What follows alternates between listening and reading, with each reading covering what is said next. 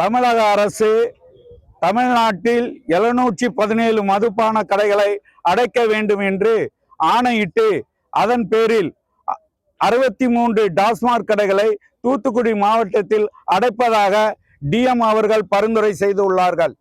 அதன் அடிப்படையில் இன்று வரை 18 கடைகளுக்கு மேல் அடைக்கவில்லை. அது ஏன் என்று தெரியவும் இல்லை. ஆனால் அந்த 16-18 கடைகளில் கவுன்சிலிங் என்ற முறையில் 30/5/2026 அன்று நடைபெற்றது. அந்த 30/6/2026 கவுன்சிலிங் முறைப்படி நடத்தவில்லை. ஏனென்றால் கவுன்சிலிங் நடத்தும் பொழுது சீனியாரிட்டி முறையில் சீனியாரிட்டியில் உள்ள பணியாளர் எந்த கடையை கேட்கிறாரோ அந்த கடையில் நியமனம் செய்வதுதான் முறை. ஆனால் அதை தவிர்த்து விட்டு நான் என்ன சொல்லுகிறேனோ அதை தான் செய்ய வேண்டும் என்று மாவட்ட அதிகாரி டிஎம் அவர்கள் அதிகார துஷ்பிரயோகம் செய்கிறார்கள்.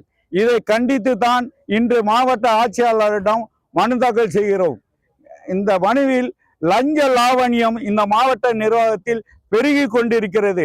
எனவே மாவட்ட டிஎம் மீது டாஸ்மாக் டிஎம் மீது கண்டிப்பான முறையில் நடவடிக்கை எடுக்க வேண்டும் என்று தமிழ்நாடு டாஸ்மாக் பணியாளர் சங்கம் ஏஐடிசி சங்கம் கேட்டுக்கொள்கிறது.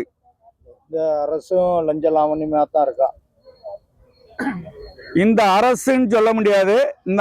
இந்த அதிகாரிகள் லஞ்சம் பெறுகிறார்கள். ஐயப்பன் என்பவர், அதாவது இந்த அரசு புதுசா வந்ததுனால நம்ம குற்றச்சாட்டை அரசு மேல சுமத்த முடியல. ஆனால் அது தவறு செய்தால் அதையும் நாங்கள் கேட்போம்.